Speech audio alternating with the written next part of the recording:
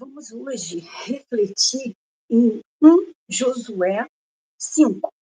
Ninguém te poderá resistir todos os dias da tua vida. Como fui com Moisés, assim serei contigo. Não te deixarei, nem te desampararei. Aí, no 6, ser forte e corajoso, porque tu farás este povo herdar a terra, que sob juramento prometi dar a seus pais. Então, somente é forte e muito corajoso para teres o cuidado de fazer segundo toda a lei que meu servo Moisés te ordenou. Dela não te desvie, nem para a direita, nem para a esquerda, para que sejas bem-sucedido por onde quer que andares. Aqui, Deus estava fazendo essa promessa em relação a Josué, quando ele se encontrou que Moisés preparou Josué para assumir, para ter um legado, né? Moisés ele não preparou os filhos, mas ele preparou Josué, então ele tinha um sucessor. E o que eu tenho visto aqui, eu peguei alguns pontos aqui em relação a hoje, do que a situação que nós vivemos essa semana na nossa igreja lá. O que ocorre? Estamos sendo conquistadores, né? Dominando territórios, né? Mas não estamos deixando legados em relação a dar continuidade à nossa missão, ao nosso propósito. Isso é em geral, não é só em relação a levar o ID, não é só esse compromisso, não. Tem pessoas, famílias sendo arruinadas de herdeiros, os pais não prepararem esses herdeiros para dar continuidade aos negócios deles. Então, o que chama aqui a atenção, que me chamou em relação a Josué? Eu anotei aqui, coisinha de anotações aqui, ele era um cara fantástico, tá? Fiel a Deus, muito temente a Deus. Vamos lá. Nas escrituras sobre o legado de Josué. Ele era um cara conquistador de territórios. Ele conquistou ganhou várias guerras, que ele era um cara de guerra, porque Deus prometeu isso a ele, que ele era com ele. Então, Deus ia à frente das guerras com ele e ele ganhava todas as guerras, Josué. Ele era um conquistador de territórios. Então, assim, ele era um gigante no propósito dele. Ele cumpriu o propósito dele, Josué. Vamos lá. Lá em Josué 1:22, relata isso, que ele tinha uma fidelidade muito grande. Josué, ele foi um líder inabalável. Acho que esse cara ele não teve nenhum arranhão na guerra, de tão que Deus era com ele. Ele era obediente a Deus e corajoso, porque Deus declarou essa palavra sobre a vida dele para ele ser forte e corajoso, para ele não se desviar nem para a direita nem para a esquerda. Ele tinha uma palavra profética sobre a vida dele. E isso é uma maravilha, porque sustenta o ser humano uma palavra profética de Deus sobre a nossa vida, para o nosso propósito. Então, assim, ele liderou a travessia do Jordão, a queda de Jericó, a divisão da terra entre as 12 tribos. Ele fez a conquista dele foi assim, ele deixou um legado para Israel. Um legado ele deixou, mas vamos lá, não o legado de continuidade da missão, do propósito dele. Ele deixou um legado de fé. Um legado de fé, quando ele relatou para Israel, eu e toda a minha casa serviremos ao Senhor. Ali ele estava falando em relação às famílias, ele fortalecendo a fé das famílias de Israel, que era para todos lembrarem que era para eles continuarem sendo fiéis ao Deus de Israel, que Deus de Israel, como era com ele, ia ser com eles também. Então, era um fortalecimento de fé ali. Mas ele deu esse lembrete que ele e a casa dele serviriam ao Senhor, mas ele não preparou um substituto, ele não preparou um sucessor, como acontece com grandes famílias ricas. A gente vê isso muito nos Estados Unidos. Os caras bilionários que, quando chega, não prepara um sucessor. Não é só questão de filhos, é questão, às vezes, até dos seus próprios CEUs, que às vezes são sucessores seus na empresa. Eles não preparam. E nisso, muitas empresas demoram a quebrar, porque eles desbravaram, porque esses grandes empresários foram os grandes empreendedores, eles desbravaram ali, eles foram conquistadores e fizeram um grande reinado. Agora, Elon Musk, será que ele está preparando um legado em relação a dar continuidade dessa herança bilionária, trilhardária dele? A gente não tem que ver só pelo lado da fé, tem que ver também pelo lado também de herdeiros, de dar continuidade aqui. Quem vai te dar continuidade em relação até que você tenha, filho? Você pode ser, de repente, um pescador, mas quem é que é o seu sucessor nos seus negócios? Você está preparando alguém? Você está pensando que você tem que preparar seus filhos? Muitos de nós se preocupam em dar uma boa faculdade, está justo, está certo, correto, eu sou super a favor, porque eu sou formada, tem que dar, mas você tem que trazer para a realidade de trazer para ele a responsabilidade de um legado, seja um legado de fé, seja um legado da responsabilidade de quem vai dar continuidade aos negócios dele. Se o filho não quer, ele vai ter que preparar alguém da empresa para dar continuidade a esse legado. Então, vamos voltar lá em Josué lá. O legado, a mudança que fala aqui da estrutura em Josué, em Josué 23, 24. Ao contrário de Moisés, que nomeou Josué publicamente, lá em Números 27, Moisés, como ele viu que os filhos dele não tinham preparo, e Josué, assim, perdão, Moisés, ele não teve assim, ele não preparou os filhos. A Bíblia não relata dele com uma preocupação dos filhos para o reino, nem para um legado de fé e nem para um legado de continuidade da sua missão, do seu propósito. Não teve isso com Moisés, mas Moisés, quem estava ali coladinho com ele, aprendendo tudo com ele, era Josué. Acho que também Deus é que coloca, né, na cola, né, para poder aprender. Mas Moisés tinha ali Josué, tanto que Josué ficava no pé do monte, quando ele subia, ficava 40 dias lá na presença de Deus. E Josué ficava ali embaixo, ali, coordenando ali, até mesmo sendo como você falar, um intercessor também para Moisés, que estava lá em cima, né, com Deus.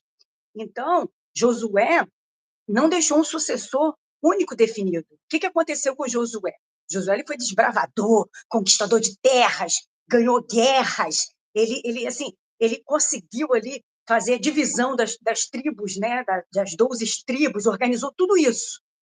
E falava a responsabilidade em relação à fé e fidelidade para eles continuarem, o povo continuar tendo o Deus de Israel, sendo fiéis ao Deus de Israel. Tanto que ele fala, eu e minha casa serviremos ao Senhor. Mas quando ele fala ali, a gente não vê muito ele falando de filhos, a gente vê muito ele falando das famílias de Israel. Então, era uma proposta que ele deixava para as famílias de Israel continuarem sendo fiéis a Deus de Israel. Então, ali, o que aconteceu? Após a morte de Josué, quem foi o sucessor dele? Foram os anciões, porque Israel era assim, quando dava ruim, os anciões entravam em cenas, os anciões ficavam tentando apagar fogos, mas os anciões, por mais experiência que tenha um ancião, às vezes ele não tem aquele, como é que eu vou dizer? Deus não deixou sobre eles aquela coisa de liderança suscetiva. Então, mas eles ficaram ali um tempo até os juízes entrarem em cena. Aí entrou toda aquela sucessão foi um juiz atrás do outro. Aí também pegamos aqui a grande Débora, uma grande líder, né, de fé, profetiza.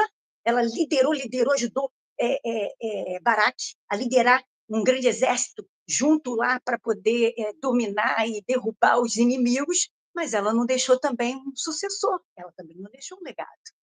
Ela também não teve esse discernimento, vamos falar assim. Então, foi vindo uns juízes atrás do outro. Então, vamos lá. Aí, depois desse período de juízes, aí na Bíblia relata que Israel serviu ao Senhor enquanto Josué e os anciões que sobreviveram ali viveram, né? Que relata lá em Josué 24, 31. A falha na continuidade, a geração que veio após de Josué não conhecia o Senhor de Israel, nem tampouco a obra que ele fizera a Israel. Você vê lá que está relatado em Juízes 2:10. Então, indicando uma falha na transmissão gerencial do propósito divino.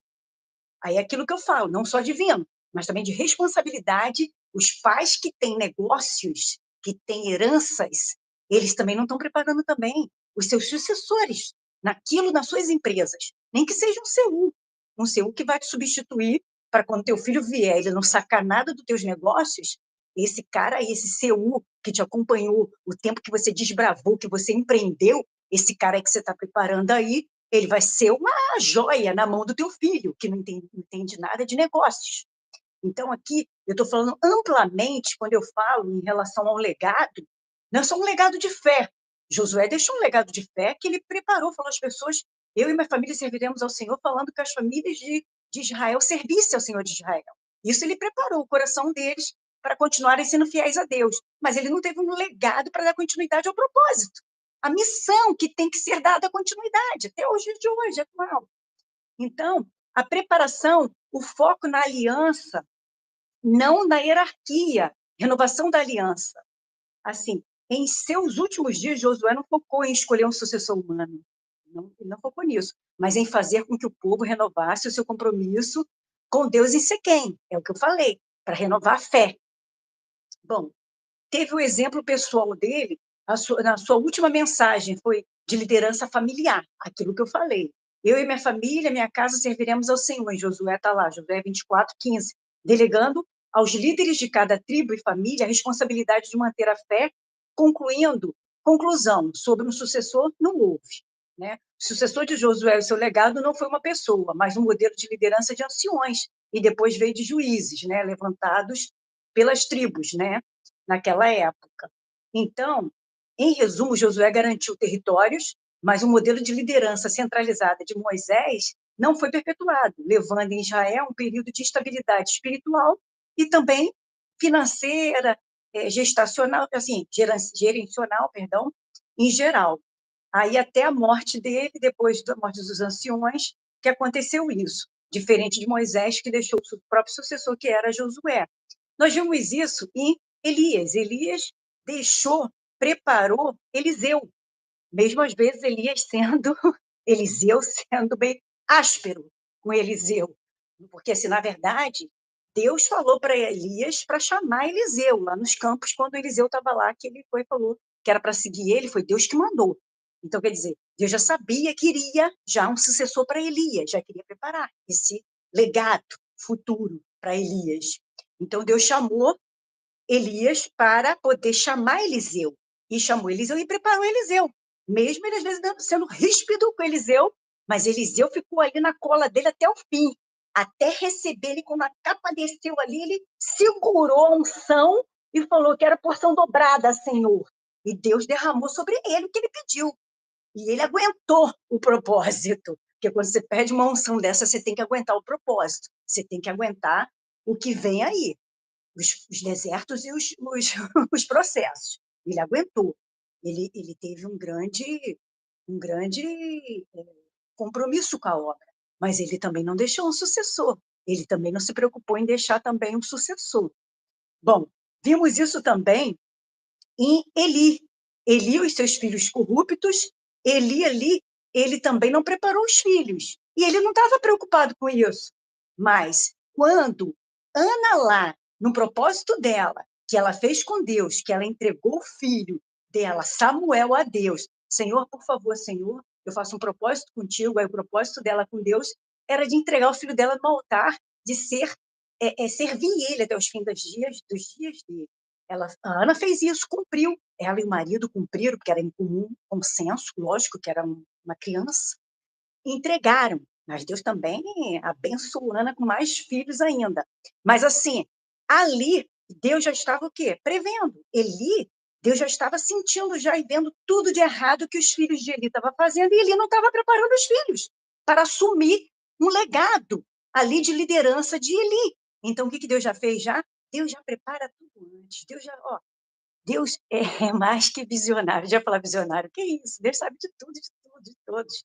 Então, Deus ali aproveitou que ele queria, Ana queria fazer um propósito porque ela queria mais filhos, ela queria filhos, ela fez um propósito, Deus falou, eu quero também um profeta, eu quero um legado para Eli, porque os filhos dele lá estão perdidos.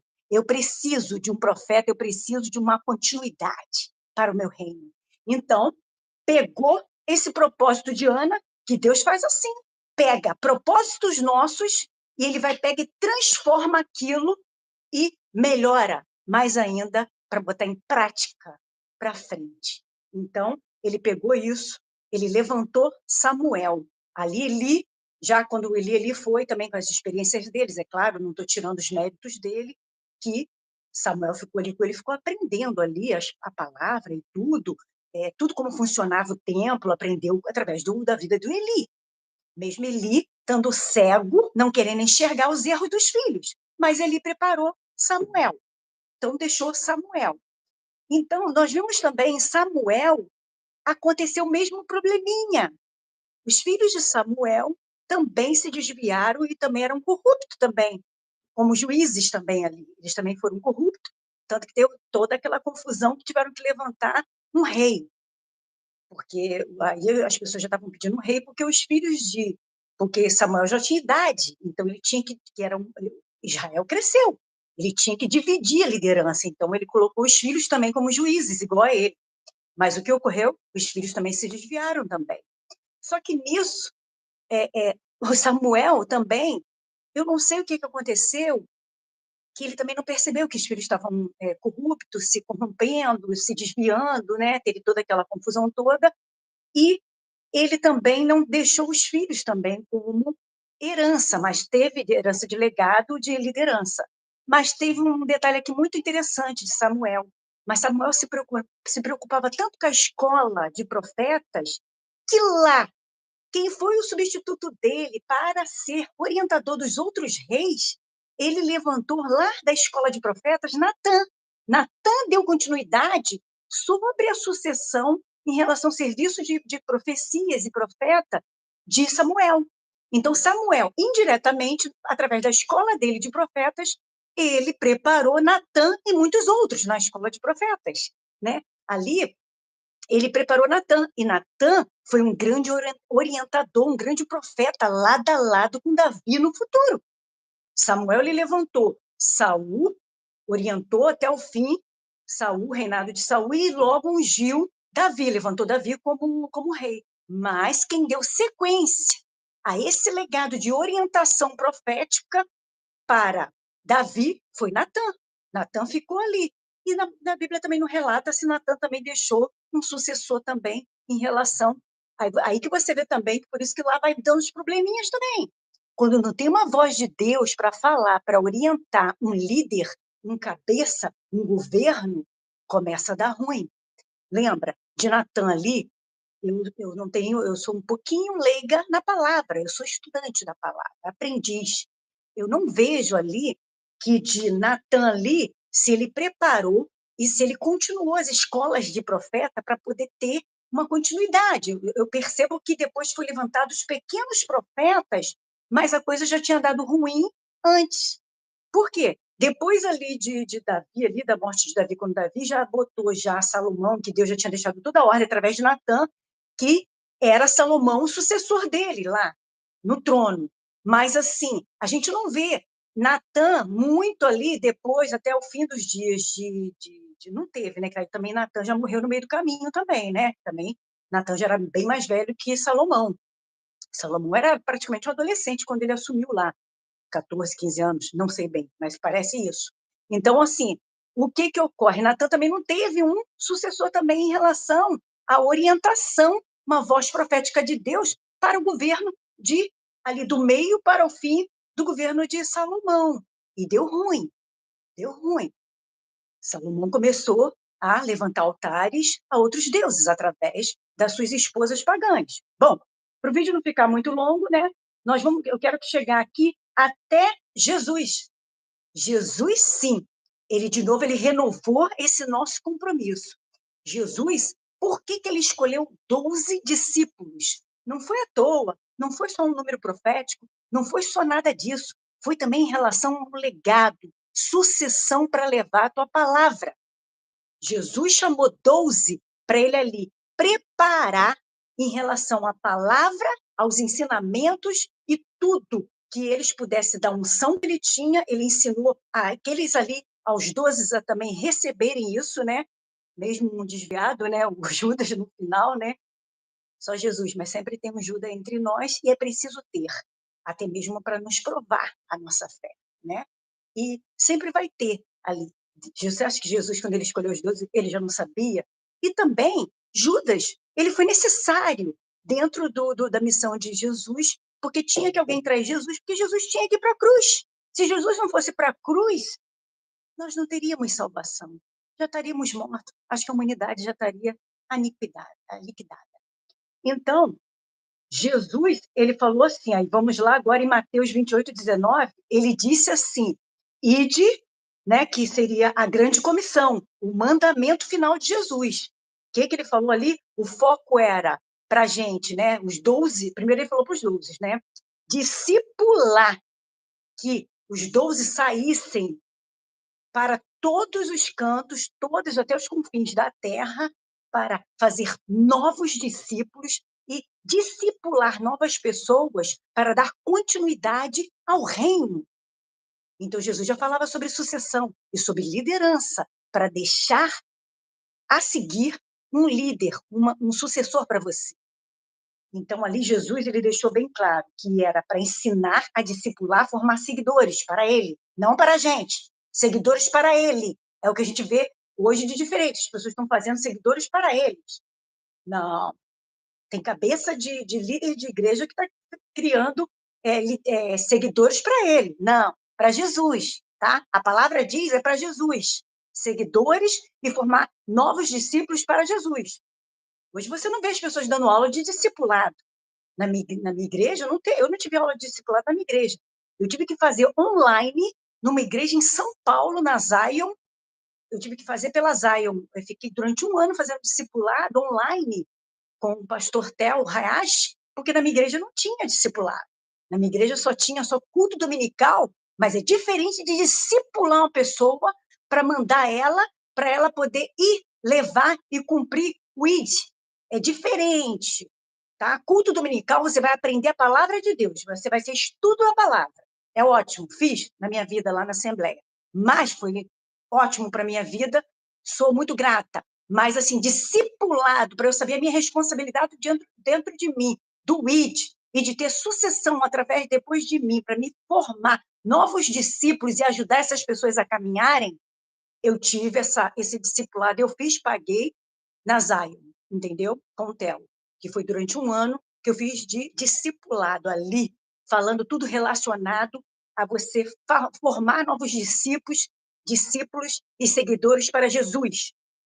Bom, então ali, o que Jesus estava querendo abranger ali? Que a missão não é local, mas que era para todas as nações. Então, tinha que formar novos discípulos. Então, Jesus, ele deixou os sucessores dele. Tá? Deixou. E tanto que ele falou, vocês vão fazer coisas muito maiores do que eu.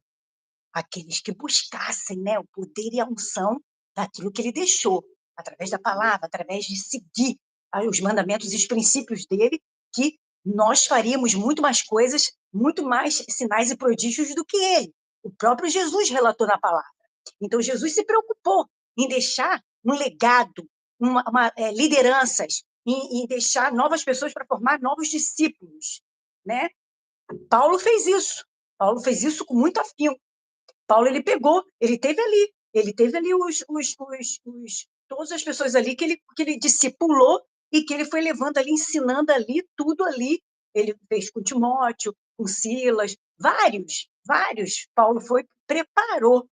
Paulo, ele cumpriu. Quando ele fala lá na palavra dele lá, que ele fala, eu combati um bom combate, não era só de cura, de prodígios e sinais, de tudo que ele fazia, não. Paulo, ele fez um trabalho completo. Ele se entregou realmente, ele se aliançou, ele renovava a mesma aliança dele com Deus todos os dias, ele cumpriu o propósito. Ele fez sucessores, ele deixou legados ali, não de filhos, que o lance dele ali, era o comprometimento dele ali, era sucessores como Jesus foi. Jesus deixou os 12 discípulos. E, no caso de Jesus, depois ficou só 11, né? Mas depois chamaram Matias, né? Que substituiu Judas. Mas, voltando aqui, Paulo, ele preparou todos esses outros que estavam caminhando com ele. Ele preparou. E esses outros continuaram. Quando Paulo ali foi decapitado, os outros ficaram no lugar de Paulo. Paulo teve sucessão. Paulo cumpriu o ID de Jesus, formando discípulos e discipulando pessoas. Você não vê isso nas igrejas, gente. Eu posso falar com propriedade, porque eu sou integrante de igreja. Você não vê um pastor em geral, os líderes se preocupam em dar uma grande mensagem, se preocupam em manter o templo ali, tendo como pagar o aluguel, se preocupam muito em pagar o aluguel, de falar suas muitas mensagens via internet, se preocupa assim, né, em falar as palavras tal, Mas e discipular alguém ali, lado a lado, para o teu legado, igual aconteceu essa semana na nossa igreja, que um grande profeta de Deus, ele morreu. E, tipo, perdemos um grande profeta na igreja. E a família dele, assim, infelizmente o filho, né, tem deficiências mentais, o filho dele tem um problema mental, né, nasceu com uma paralisia mental, né, e neurológica, e a esposa dele pastora, e tipo, ele era o pastor, ele era o cabeça, e tinha, assim, outros pastores, mas que ele também não colocava muito a pá da liderança. E a situação está assim. Então, isso me chamou a atenção, porque a palavra fala, como de Josué, Moisés e tudo mais, a gente tem que preparar uma sucessão. E me chamou a atenção de homens de negócios, que não preparam um sucessor para os seus negócios. Ele não prepara nem os seus próprios filhos, que às vezes se pegam de surpresa, recebem aquela herança e, quando não estão preparados, perdem tudo com o tempo. Às vezes demora um pouquinho, porque sempre tem os cabeças da empresa, ou a presidência, que às vezes segura esse filho aí, esse herdeiro, às vezes assim a presidência às vezes segura às vezes o negócio e dá continuidade, mas alguns não. Quando são pequenos negócios de pequenos empreendedores, vai ladeira abaixo. E o cara perde tudo por ele não ter sido preparado pelo pai, pelo cabeça, o que era ali. Às vezes também, isso você vê em grandes empresários, eles não preparam nem aqueles que trabalham com ele, para suceder a ele. Às vezes ele não quer sair nem como CEO da empresa. Ele já poderia ser o presidente, e já para poder ter outras responsabilidades de visão de negócios, mas não, ele quer ficar ali agarrado. Quando você não delega funções a outras pessoas, a coisa não cresce, a coisa não expande. Você tem que tirar um pouco da sua responsabilidade, preparar pessoas de sua confiança, de que seria o seu legado. Você tem que preparar essas pessoas, dar elas, cada um o seu legado ali, preparar elas, e você ser o presidente. Se preocupar para você ter uma visão de águia para enxergar novos negócios, novas situações, para você começar a desbravar novas coisas que Deus colocar na tua mão. Então, até nisso a gente vê uma certa falha desses grandes caras geniais empresários, empreendedores, bilionários. Então, aqui eu estou trazendo aqui esse questionamento, só não do lado da fé, que muitas famílias, às vezes, grandes líderes, eles têm... O que aconteceu, por exemplo, esse senhor, ele só tinha um filho deficiente, infelizmente. E a esposa sozinha não dá para ela levar a igreja. Agora, temos que dar um apoio a ela para levantar outros pastores para poder assumir agora a liderança, junto com ela, tá? Junto com ela. Porque sempre é bom termos alguém junto conosco para caminhar junto, né? Então, que Jesus sempre falou, né? Quando Jesus falava, vai levar o ID, ele falava, vai de 2 em 2 levar a palavra, lembra disso? Tudo é importante, gente. Por isso que, até em relação à sociedade, a aliança de casamento é importante. Dois caminharem juntos. Você vê que hoje as mulheres, elas se convertem e elas ficam naquele julgo, sendo a liderança espiritual de dentro de casa, e coisa que não é da mulher. A palavra diz que o líder espiritual de uma casa, o sacerdote do lar, é o homem. E hoje a mulher está assumindo isso. Aí a mulher do coque, ela ora para o marido se converter, ficam 10, eu vejo isso na igreja, 10, 15 anos orando para o marido vir para Jesus. Tá certo, e consegue, que Deus cede isso. Deus, Deus quebranta o coração dessa dureza desse coração desse homem. Tira dele vícios, tira ele de droga, tira ele de bebida alcoólica. Eu vejo tudo isso, esses milagres, Deus faz. Mas olha que jugo, que peso de tempo perdido, que elas passam 10, 15 anos orando pelo marido para vir. Enquanto isso, que eles já teriam que ser preparados pelos pais, toda criança, o homenzinho já ali com seus 2, 3 anos, ele já tem que entender que ele é um sacerdotezinho do lar, que ele é o cabeça espiritual da sua futura família, né? Que você já preparando ele já, falando com ele essa responsabilidade que ele tem com o reino, ele não vai ter espaço na cabeça dele para essas besteiras do inimigo em relação a gênero isso, gênero aquilo, que eu não posso nem falar aqui, senão cai a live e ainda sou processada. Ele não vai ter tempo para essas coisas do inimigo colocar na cabeça, não, você não é homem, você é mulher, você não é mulher, você não é... Tudo coisa do inimigo, gente, para exterminar as famílias, para não dar continuidade à palavra, ao evangelho. Não tendo famílias, não tendo quem dê continuidade. É o que eu estou falando aqui de legado. Quem vai dar continuidade? A um legado de fé, a um legado de tudo. Financeiro, de tudo. Então, o que já faz? O inimigo já mina já. Hoje o inimigo está provocando, já minando agora. Antigamente ele ficava maciçamente em cima dos falsos casamentos, para destruição. Agora não. Agora ele está maciço na cabeça de um bebê que já nasce já, para distorcer ali a identidade da criança, que é essa praga, eu chamo isso que é uma praga, de que, eu não sou isso, eu sou aquilo, eu não posso ficar falando aqui, mas vocês estão entendendo essa coisa de gênero. Isso é diabólico, gente. Isso aí é diabólico, para não formar famílias, o cara não casar, a mulher não casar e não ter legados, não dar continuidade de nada, nem de negócio e nem de fé. Então, voltando lá. Então, Jesus, ele falou ali, o id de Jesus implica na ação de ir de encontro às pessoas, né? Transmitindo o evangelho com alegria. Que a gente tem que ter alegria, né? Levar a palavra de Deus não é peso, gente, conforme a gente vê com muitos. Levar a palavra de Deus não é peso, é com alegria e satisfação. É com alegria e satisfação. E não é esperando nada em troca, porque tudo que Deus te dá é de graça. E você não precisa pedir nada, e você não precisa ficar se contorcendo, pedindo isso, aquilo, aquilo outro, e levantar. Eu sou super a favor, participo de campanhas, mas você não tem que estipular preço nenhum, porque você não sabe a situação financeira de cada irmão. Você pode levantar as campanhas e você propor a ele o que o Espírito Santo colocar no teu coração. Assim eu acho legal lá na minha igreja. Fala o que o Espírito Santo falar no teu coração, você faz ali o teu propósito, o teu voto. Mas não de valor estipulado, porque você está preocupado para pagar as contas da igreja, do templo. Que quem mantém o templo de pé é Deus, porque nós temos que ir para a oração. Senhor, eu não tenho, Senhor, pelo amor de Deus, levanta empresários para ajudar a obra. Porque existem empresários que têm a missão de liderar essa parte, de ser pilar financeiro da obra. Então, você tem que orar. Senhor, levanta aí, Senhor. Pelo amor de Deus, levanta aí empresários que tenham esse chamado, Senhor, de pilar financeiro para ajudar aqui na obra aqui, Senhor, para eu poder pagar o aluguel. Porque eu sei que é um troço conflitante, é um troço desesperador para os pastores em geral, para manter uma igreja de pé, é dificílimo.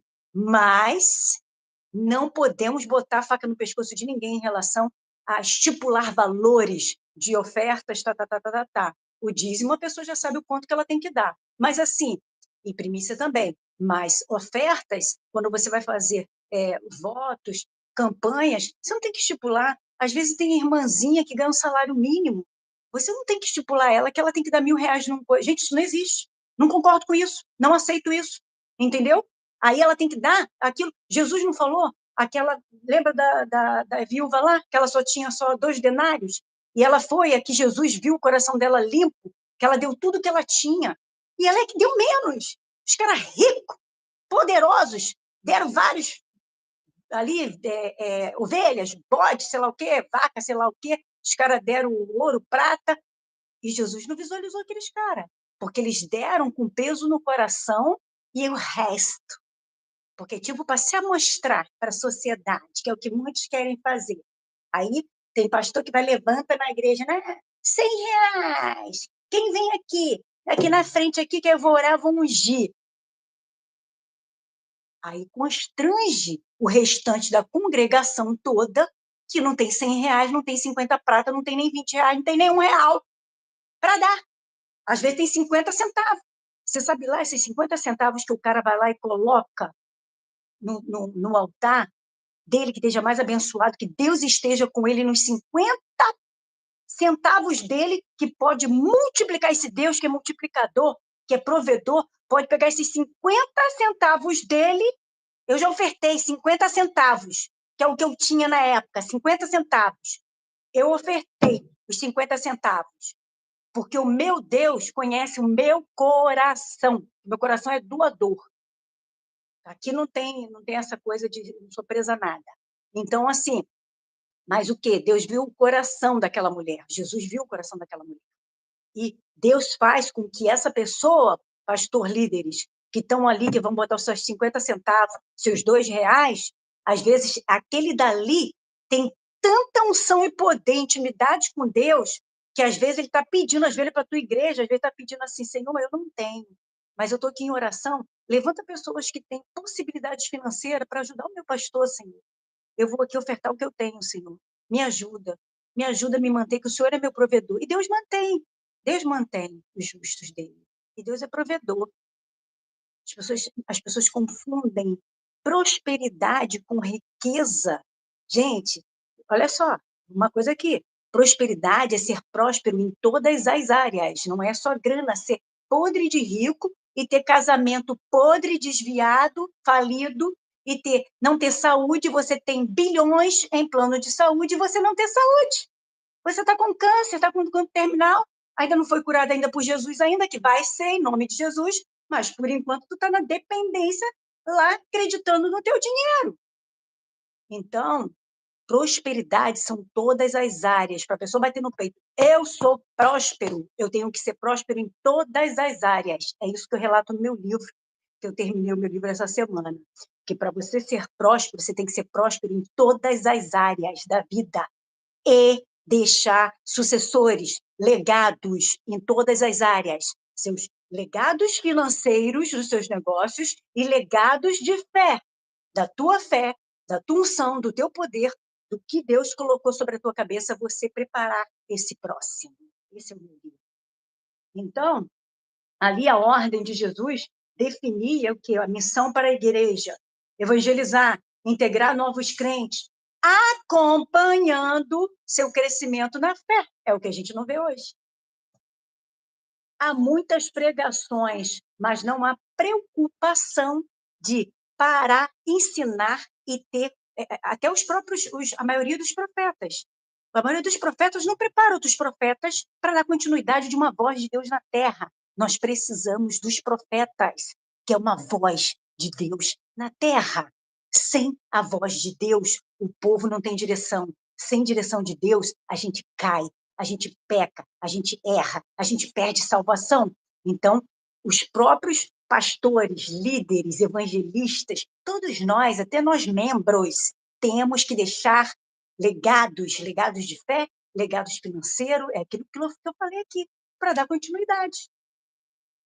Gente, quando eu falo em relação a legados também financeiro, tem que ter, porque eu sei que a obra precisa de dinheiro para dar continuidade, gasta-se muito, gasta-se em emissoras de TV para levar a palavra de Deus, gasta-se em rádio, gasta-se em publicações de livro. Eu estou aguardando grana para publicar o meu livro. Está entendendo o negócio? Então, não é que você não vai adorar mamão, você não vai adorar o dinheiro, que lá na palavra fala, né? Deus não divide a honra dele com ninguém. Você tem que adorar somente ao Deus de Israel. As outras coisas, não pode haver idolatria, muito menos com dinheiro. O dinheiro ele tem que ser o seu escravo, para você usar ele para as suas necessidades ou as necessidades de alguém, ou para as necessidades do reino, ou para a necessidade da sua família. A primeira pessoa que você tem que ali proteger é a tua família, com o teu legado das suas finanças. Aí depois você vai espalhar isso aí para mais pessoas, para o reino, para os missionários, para a obra, as igrejas, e você vai espalhando. Porque quanto mais sementes Deus te der, mais pessoas, mais coisas Deus vai te dar na mente estratégia para você poder expandir tudo que Ele colocar em suas mãos. Então, olha a importância hoje do que a gente está falando aqui. Eu fui lá em Josué, de Josué, olha, passei pela Bíblia inteira até chegar a Jesus. E Jesus confirmou que precisamos deixar legados, sucessores, não só de fé, mas também em relação a lideranças financeiras, sucessores para liderar os seus negócios. Amém? Fica essa palavra aí, que me chamou muita atenção com esse ocorrido que aconteceu dentro da minha igreja. Então, a gente é um alerta para todos, né? É um alerta para todos nós cristãos. Amém? Shalom, shalom. Tenha um dia produtivo, um dia da presença, que o Espírito Santo do Senhor esteja sobre vocês hoje o dia todo, para não cairmos, não errarmos, é o que eu sempre falo. Espírito Santo, fique conosco, fale conosco para não cairmos, não errarmos nas decisões e nas escolhas. Amém? Ficam na paz.